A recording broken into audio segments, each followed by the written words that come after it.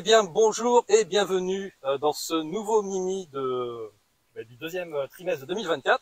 Et pour notre sortie en immersion, on a le plaisir de retrouver Eric Le Saint. Bonjour Eric. Bonjour et merci à tous les deux. Aussi. Voilà. Deux potes, voilà.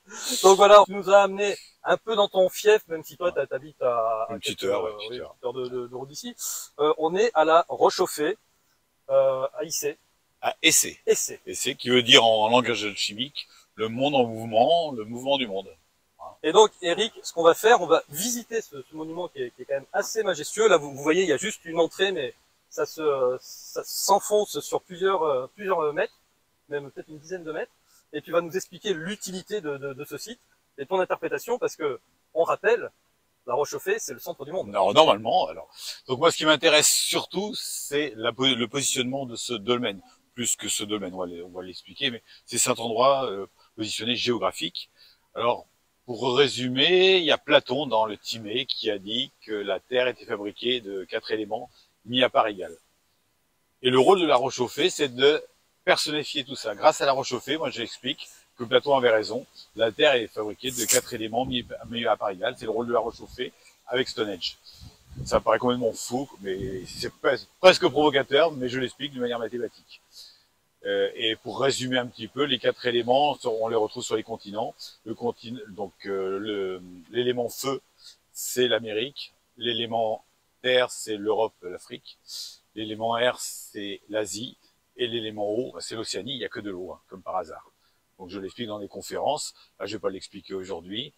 Mais on va simplement parler du côté technique. Sachez quand même ici, vous êtes à 361 km 80 de Stonehenge, c'est-à dire 1,618 plus 0,618 fois 1,618, donc le nombre d'heures plus son inverse, soit ce nombre d'heures. Et on est ici exactement à 3414 km du Sphinx, c'est-à-dire que c'est le périmètre d'un carré de 1 par 1, puisque 1, 1, et l'hypoténuse 1,414, on est à 3414 du Sphinx, et c'est pas, et l'axe de la Rochauffée nous emmène directement au Sphinx. Voilà. Donc, et maintenant, on va parler du côté technique de la Rochauffée. Ok, on te suit.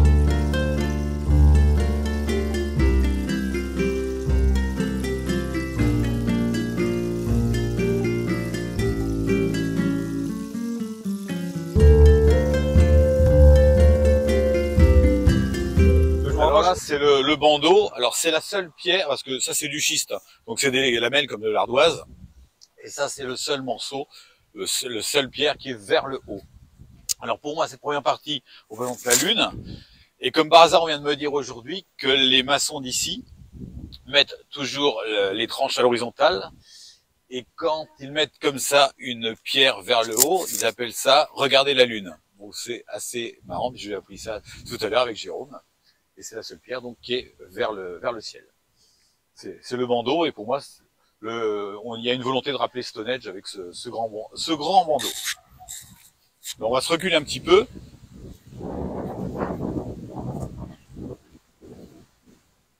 Et là, on va voir qu'on a une antichambre et la chambre. Et quand on prend les volumes, cette partie-là est 366 fois moins grande que l'autre partie. C'est-à-dire que c'est la relation Terre-Lune. Donc pour moi, ici, on a la Lune et la Terre avec les 4 saisons, les 4 éléments, qui explique aussi Alan Becquet par rapport aux 4 salles. Alors, ce qui est très très important pour nous, et ce qui explique toute la complexité de ce monument, c'est que toutes les pierres à droite sont droites et toutes celles-là sont penchées. C'est-à-dire que la pierre du dessus, elle appuie et le monument tombe pas. Il devrait tomber parce que toutes les pierres sont tombées, sont penchées. C'est-à-dire qu'on est à la limite de la rupture, mais comme si c'était vraiment calculé au degré près.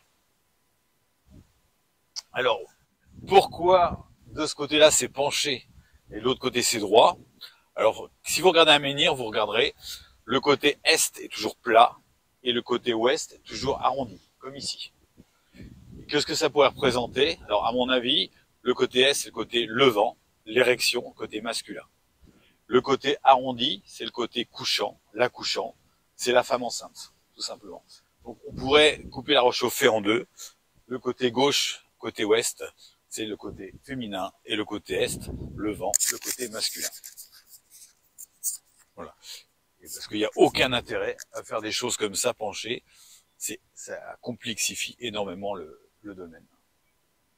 Ou la découverte. Parce qu'a priori, normalement, tout ça c'était recouvert autrefois.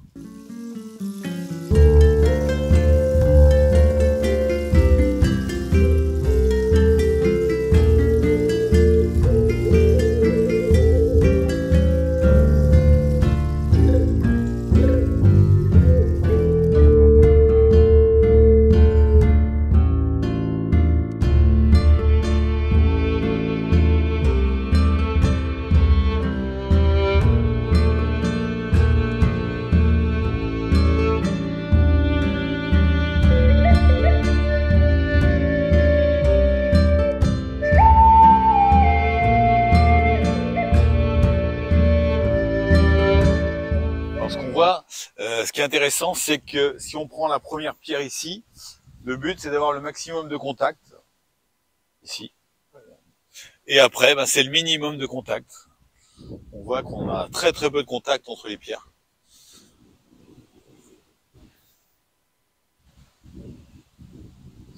Rappelle-nous combien de tonnes Cette pierre-là fait 60 tonnes de mémoire. Donc si on additionne 40, on a de 2500 tonnes, c'est ça. Faut combien de bonhommes là pour ériger une pierre Ce matin j'aurais fait à 2. Ce matin j'aurais fait à 2, mais là j'ai bien mangé. Je crois qu'il faudrait un peu plus. Ouais. Bon, ouais. De toute façon c'est inexplicable. Inexplicable. Les pierres viennent de 5 km d'ici. À cette époque-là, il faut savoir qu'a priori il y avait une forêt quasiment primaire. Donc il fallait couper que je sais pas combien d'arbres déjà pour faire une allée pour venir jusqu'ici. Et puis ça n'a aucun intérêt de faire quelque chose à 5 km d'une carrière, autant faire ça à côté d'une carrière, si ça doit pas être là. Il faut bien comprendre que tous les monuments importants sont dans des endroits très complexes. Machu Picchu d'une montagne, le temple d'Angkor dans des marais. Pourquoi s'embêter à faire ça dans des endroits compliqués? Parce que ça doit être là et pas ailleurs. Il y a bien une raison.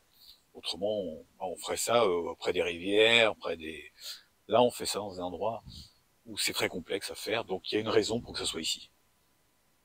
Voilà. Donc, la raison la raison pour tout le monde, c'est comme les pyramides, c'est tout, c'est des sépultures. Voilà, on passe son temps à faire des sépultures. Comme en Égypte, on fait des pyramides pour des sépultures, mais on fait pas de temple. On sait pas où logent les pharaons, peut-être dans des tiny house, je sais pas. Mais ils font pas de temple, ils font pas de maison, rien, ils font que des sépultures.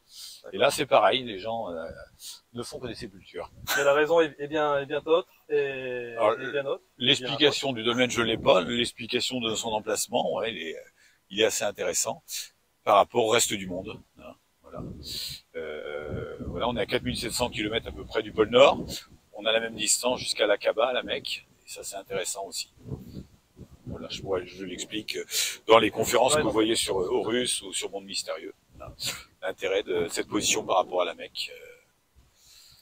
Voilà, on est ici, donc le diamètre de la Lune, alors moi je travaille beaucoup avec le diamètre de la Lune, le diamètre de la Terre, pour moi c'est des chiffres sacrés. Là c'est exactement à 3472 km de Göbekli Tepe. Donc il y a le diamètre de la Lune entre ici et Göbekli Tepe. D'accord, ouais, voilà. Alors, est-ce que ça signifie que Göbekli Tepe a été...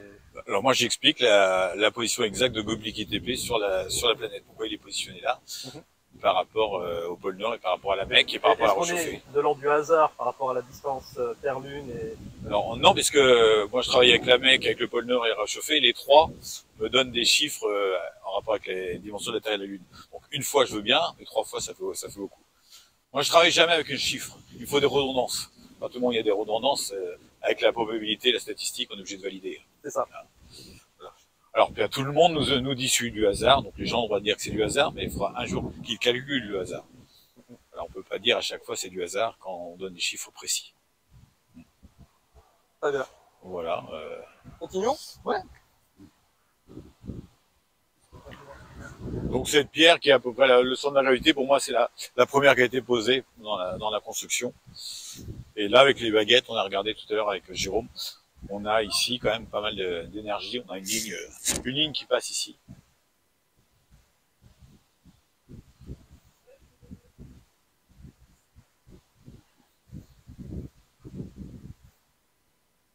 Voilà, on voit sur cette pierre, par exemple, qui est penchée, la pression qu'il peut y avoir sur cette pierre qui est penchée. et elle ne tombe pas. Et cette pierre-là, elle n'est posée que sur celle-là. Elle n'a pas d'appui ni à gauche ni à droite. Comment cette pierre tient?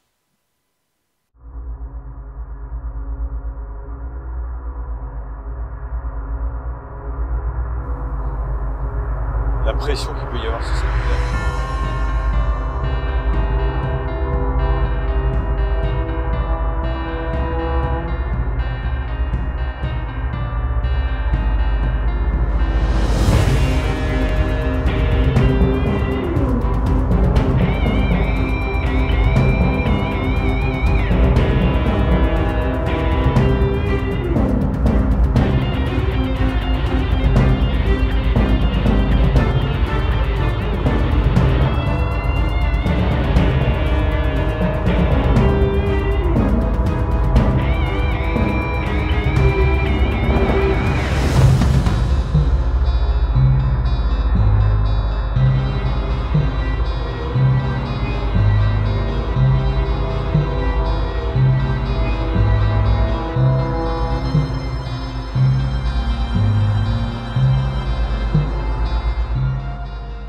Pour les années, ce qui est intéressant, c'est ce qu'a trouvé Howard Quartz, c'est-à-dire que dans les grandes marées, on retrouve des menhirs, c'est-à-dire que sans doute que quand ça a été construit, l'eau était 40-50 mètres plus bas.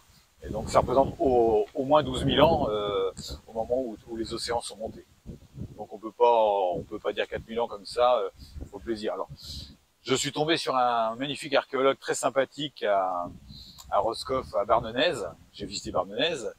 Et c'était écrit nécropole, la plus grande nécropole d'Europe. Alors je lui ai demandé s'il avait trouvé des os. Il dit ah non. Ben je dis comment vous savez que c'est une nécropole? Ah ben c'est le consensus. Ah ouais, voilà, toujours le consensus. Et puis je lui ai dit mais comment vous datez le site? Ben, on a retrouvé du charbon de bois qu'on a daté.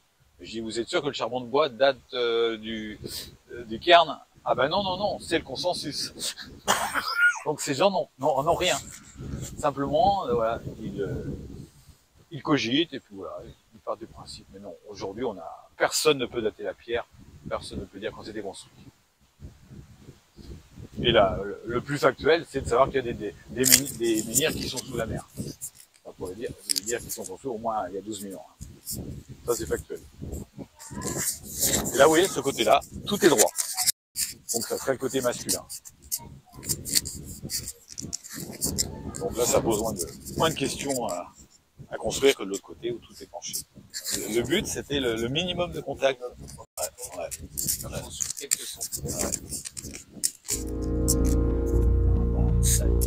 Sauf le bandeau, sauf le...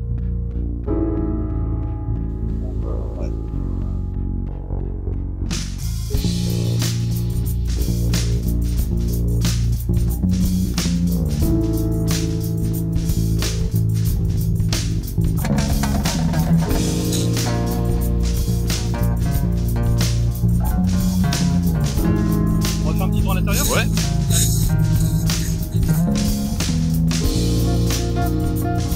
Et qu'est-ce qui t'a poussé, toi, Eric, à considérer la roche chauffée au début de tes recherches comme point central Alors moi, j'ai commencé à travailler sur quand on a tous vu les RDP, quand on a vu ça, on s'est dit que tout était relié. Donc à côté de chez moi, il y avait des menhirs. Donc j'ai commencé à voir si ça faisait des triangles, des carrés. Et puis j'ai vu que plus ça allait, plus je trouvais qu'il y avait des formes géométriques. Je suis arrivé à la roche chauffée. Et puis tout d'un coup, je sais pas ce qui s'est passé dans ma tête. J'ai essayé de la relier à des endroits qui étaient pas hors de France. Et tout d'un coup, j'ai vu que c'était le centre du maillage. Et toute cette possibilité que j'ai, bien c'est exact, ça ne peut marcher qu'avec l'équateur penché. Un truc assez marrant, si on prend le pôle Nord, la roche chauffée et le pôle de l'équateur penché, parce qu'il y a ce fameux équateur penché, donc ça fait 3 points. Pôle de l'équateur penché, pôle Nord, la roche chauffée, on a exactement 6180 km, à l'inverse du nombre d'or. C'est assez fou quand même. Donc Alain de Becquet a beaucoup travaillé là-dessus au niveau du zodiaque, c'est assez intéressant ce qu'il a fait, vous pouvez voir sur Nurea. Donc quand la lumière passe ici, donc Holcestis va venir frapper là-bas. Ouais, donc mais suivant les saisons, on vient frapper des salles différentes. Au niveau du lever du soleil au solstice d'hiver, c'est ça? Ouais, 21 décembre. Les rayons viennent en bas là, ils viennent frapper le fond là-bas. Alors oui, avec la végétation, donc ils passent plus par là. Non, en dessous. En dessous là. Voilà. Mais l'hiver, il y a plus de feuilles, donc. Ah oui, ok, ouais. Ah oui, d'accord. On voit voilà. l'horizon là-bas, d'accord. Ça vient frapper. Et ça vient frapper. Voilà. Alors pour Alain de Beckett, donc on voit les saisons qui viennent, ça vient frapper sur les pierres ici à chaque saison. Donc pour moi ça représente bien sûr les saisons, mais aussi les 4 éléments. Hein, donc on aurait sans doute l'air ici, le feu, l'eau et la terre dans le fond. D'accord. Ce qui est intéressant c'est ici, parce que je suis allé à Saumur, on a la même chose. Il y a un endroit dans le menhir de Saumur où on tape ici et c'est creux.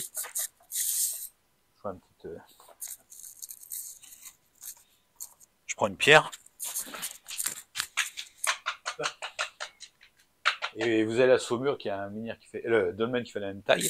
Ben c'est pareil, il y a un endroit sur la droite dans le fond. Quand vous tapez, c'est creux aussi. Ah oui. Alors pourquoi on veut cette fréquence? Je sais pas. Pas trop fort. On a l'impression que, tu vois, ça a été... C'est un pansement, hein. Ouais, comme il y a eu un pansement. Ouais, c'est ça qui est dingue. Ouais. C'est comme... Bon, on dirait qu'ils ont collé une...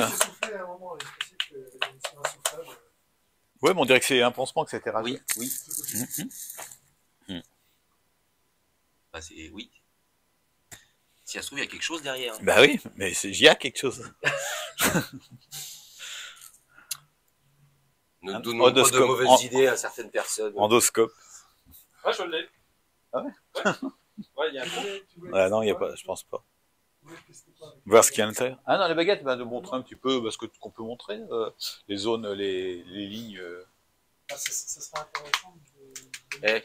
justement le réseau. Ouais, tu vas lui aussi, montrer. regarde. Ah ouais, tiens. C'est une pierre qui souffle hein, quand même assez facile. Ah ouais, je l'ai pas vu, celle-là. Ouais. Ah ouais, je l'ai pas vu. C'est un peu cool. C'est peut-être qu'un soufflage. Ça c'est plus décollé. Ah, il y aura un petit creux derrière et c'est pour ça que ça se... Ouais, mais à mon avis, là c'est un peu, c'est comme un pansement là. On peut voir les points de contact ici.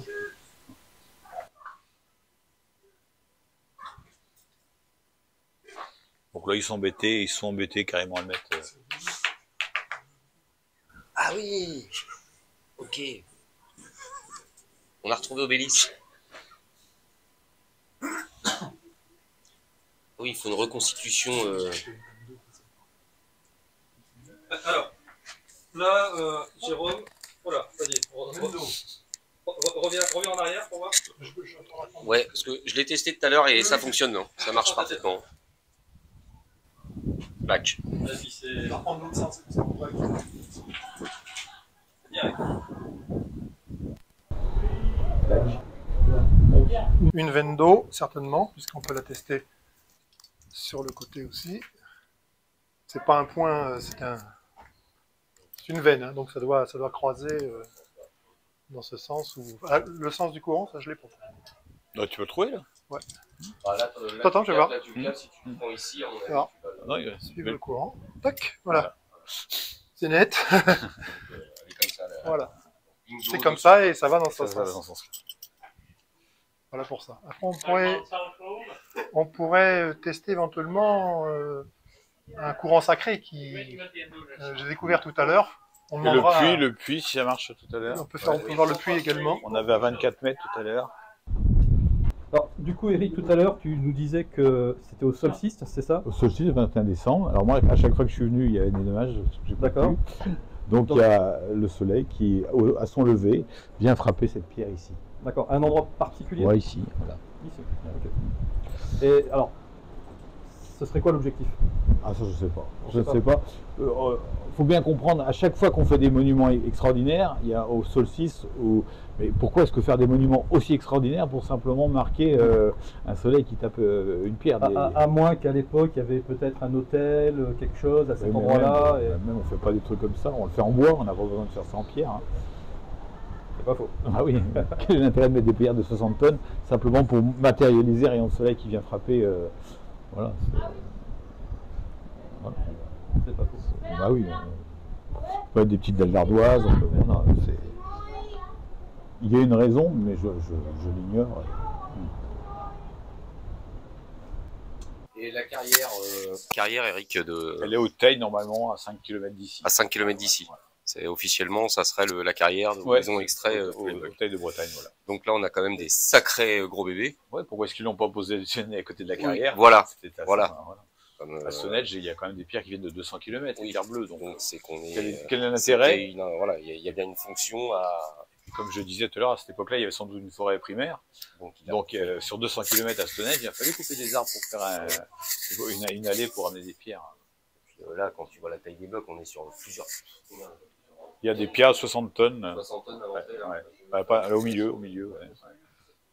Ce qu'on appelle la Madeleine, ouais. Qui est Là. formée. La plus épaisse. Bah, celle-là, elle est belle. Celle-là.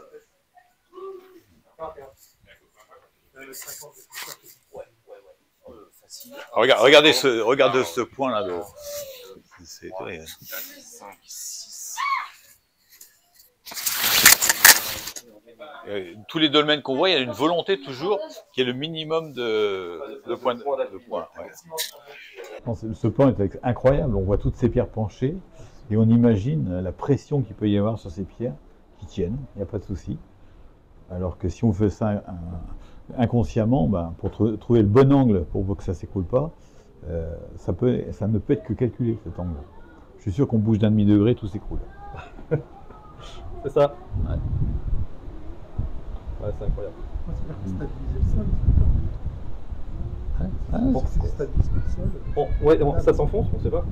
on ne sait pas, je pense que à mon avis, il n'y a pas beaucoup, Ouais, beaucoup renforcé. Il y a dû y avoir des sondages. Mais... Alors, il y a, ici, il y aurait équivalent de quelque chose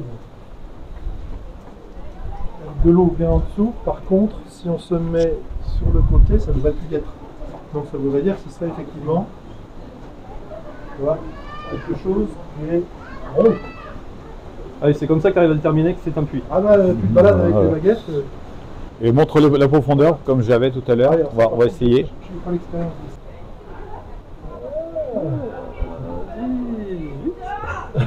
ça. Non, On va. Ça s'est rempli tout à l'heure. 21. 1, 2. 3. 24. Ouais, hein. Donc Ça c'est fait 3 fois qu'on le fait, hein, 3 personnes différentes. on va faire plus. Ouais. D'accord. Au point de Ouais, vue, je- c'était 24. D'accord. Que de l'eau. On sait pas. Pétrole. Jérôme, après, est-ce qu'on en discutait tout à l'heure là? Il y a une autre veine d'eau là aussi, et une à l'entrée là. Et c'est pareil, alors, le fait qu'il y ait un puits ici, quasi en plein milieu du. Alors, un puits, c'est peut-être pas un puits construit pour le coup.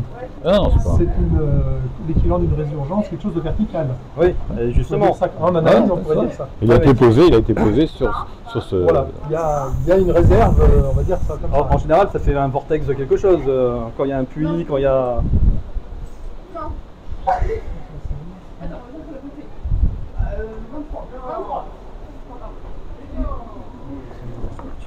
Savoir s'il y a un vortex, ça tournerait dans ce sens-là. J'avais testé sur les crop circles une année, en 2010 quand j'étais dans l'Angleterre, et dans chaque rond d'un des crops, il y avait 40 ronds, j'ai fait les 40 vortex. D'accord. Donc voilà, ça m'a indiqué que l'eau était ronde comme ça, mais c'était peut-être ma position. Là pour le coup, ça tournerait en dextrogène. Donc quelque chose qui a tendance à aller Ah oui, voilà. vers le haut. Ouais, C'est là où on a la plus grosse veine sur le dessus. En plus, il pourrait y avoir Il faut l'appuyer, il faut l'empêcher de partir. pour un effet équivalent. Ouais, c'est possible. Oui, si ça se trouve, ça me vient comme ça, ça allégerait la charge. Ah, c'est très intéressant. Vibratoirement Ouais, parlant, ça ouais. pourrait alléger la charge. Ouais. Oui, ça je le sens. Oui, donc je posais une question à Jérôme, c'est que pour moi, donc ce dolmen, cette situation permet de couper la terre en 4 éléments à part égale, comme si on coupait une pomme en 4. Et dès que j'ai demandé à Jérôme s'il retrouvait les 4 éléments avec 4 salles, donc il vient de donner son verdict. Alors, j'ai interrogé la pierre directement, hein, comme si c'était un être qui avait pleine mémoire de ce qu'il est. Et donc la première zone, elle était à feu, Celle du fond, élément c'est- feu, là celle du fond, hein, vous voyez le fond. La suivante est élément eau. Là, effectivement, on a repéré tout à l'heure qu'il y avait ce cylindre d'eau, hein, on va dire ça comme ça. Après, j'étais avec l'élément air, et la dernière avec l'élément terre. Et comme il était question tout à l'heure, Eric en parlait aussi, qu'il y avait une zone qui représentait l'antichambre qui représentait symboliquement la Lune, j'ai aussi interrogé la Pierre, et c'est confirmé, ça confirme que la Terre, non, symboliquement, elle représente vraiment la Lune. Alors si vous Ça, allez je veux dans dire. le dolmen de Saumur, qui fait la même taille, mais c'est simplement 4 grandes plaques, vous voyez que sur la gauche, les textures de chaque pierre sont différentes. On voit que la première est toute lisse, qui représente pour moi l'eau. La deuxième, de mémoire, elle est un peu globuleuse, comme si gonflée par l'air. Vous regarderez, on retrouve une vidéo 3D de ce dolmen sur internet. La troisième, elle est rouge, donc c'est bien le feu. Et la quatrième, elle a plus l'apparence de la terre. Donc quand on prend les 4 plaques qui font le dolmen de Bagneux, on voit que c'est 4 textures qui peuvent représenter aussi les 4 éléments. Mais pas dans le même ordre, puisqu'on aurait là-bas l'eau, l'air, le feu et la terre. Bon, ça peut demander confirmation tout ça, bien évidemment, il faut recouper, faut bien recouper toutes les informations en fonction des ressentis. Hein. Ouais, bien Eric, une visite quand même assez incroyable de cette roche chauffée. Alors, on a survolé, hein, il faudrait des émissions de plusieurs heures vraiment pour creuser le sujet. Et puis surtout le sujet qui est cher, le fait que ça soit le centre du monde. Donc ça, toi, tu le développes dans tes conférences. Voilà, d'une manière mathématique, géométrique, hein, c'est pas irrationnel. Après, on peut croire que c'est du hasard, il n'y a pas de souci. Mais je démontre, voilà, avec un peu de langage alchimique, que la roche chauffée, son rôle, c'est de diviser la Terre en 4 parties égales, qui représentent les 4 éléments. Là qu'on a vu qu'on avait la Lune ici et la Terre, et on a exactement la même chose ici entre Stonehenge et la roche chauffée, on a le Mont Saint-Michel. Et la distance entre le Mont Saint-Michel et Stonehenge est 3,66 fois plus grande qu'entre le Mont Saint-Michel et la roche chauffée. C'est-à-dire que si on dessine une sphère entre la roche chauffée et le Mont Saint-Michel, ça pourrait représenter la Lune. Et une autre sphère qui serait entre le Mont Saint-Michel et Stonehenge représenterait la Terre. Donc on a ici en miniature exactement la même proportion que la Stonehenge, Mont Saint-Michel, la roche chauffée. Mais il y en a plein d'autres comme ça. Voilà. Pour avoir assisté à ces conférences, honnêtement, faut... Et on a exactement la même chose. Ouais. Parce que c'est, comme le dit Eric, hein, c'est mathématique. Voilà. Alors au début, on peut se dire, oui, bon, c'est un hasard. Et puis il y a un deuxième hasard, puis troisième. Voilà. Au bout d'un moment, c'est plus du hasard. Ouais. Il y a une intelligence derrière tout ça. Il y a une intelligence, oui. De toute façon, il y a une intelligence dans l'univers. Voilà. Le hasard ne fait rien de beau. Et tout est beau dans l'univers. Moi, j'ai balancé des morceaux de ferraille en l'air pour obtenir une Ferrari, j'ai jamais réussi. Donc, donc j'ai pensé à ce jour-là que le hasard n'était pas capable de faire de belles choses. Et la nature est belle. Il y a rien qui cloche. Tout est en harmonie. Il n'y a pas de déchets, il n'y a rien. Tout s'autogénère, tout s'autogère. Donc, le hasard, moi, il a plus sa place. Voilà. Ok. Eh bien, merci Eric pour voilà. cette petite balade. Eh bien, merci d'être venu jusqu'au centre du monde. Avec un grand plaisir. Voilà. Et puis nous, Jérôme, on se retrouve dans nos studios. On va recevoir Stéphane Royer et Damian. Yes. Alors, si vous mettez à l'intérieur, vous êtes propulsé directement chez vous. Hein. Ah bah oui, c'est ce qu'on va faire, on va gagner du temps. Ouais. Téléportation. Voilà. Téléportation. C'est tout bon. Voilà. C'est dans la boîte.